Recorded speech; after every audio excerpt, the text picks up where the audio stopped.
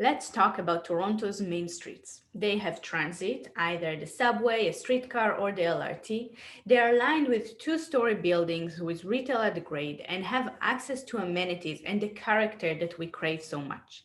They help to create walkable communities, and that's why they are the right place for Toronto to grow. The City of Toronto has policy that directs growth in the form of mid-rise buildings to the main streets or the avenues in their official terminology. So you're probably asking yourself, why don't we see more mid-rise buildings on the avenues?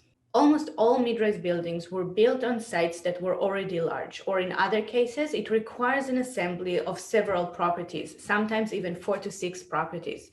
This makes the process very long and complex, and we know that the cost of land in the city is high to begin with. At the same time, the City of Toronto mid-rise building design guidelines limit the height of the building to be equivalent to the width of the right-of-way and require different setbacks from the front and the rear, leaving many mid-rise buildings simply financially unfeasible.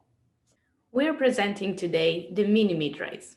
It's a mid-rise building that follows the City of Toronto's mid-rise building design guidelines, and it achieves it on a single property. So main streets like Bloor, College that have the right-of-way of 20 meters could see mid-rise buildings in a height of 6 stories with a relatively simple municipal approval process. So how the mini-midrise will create more resilient main streets? Here are 4 main points.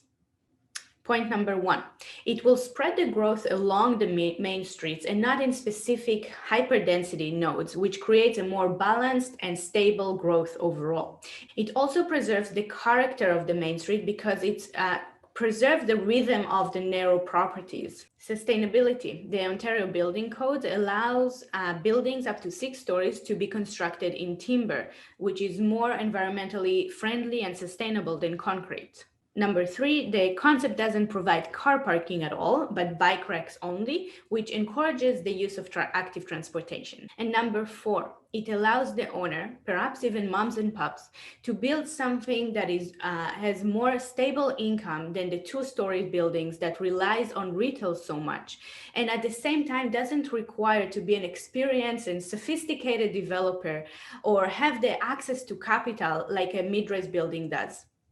So to wrap it up, the mini midrise could be what our main streets so desperately need after COVID. On one hand, it will increase housing supply with a more incremental approach to intensification, and at the same time will bring more people to our main streets, help to create more inclusive Toronto.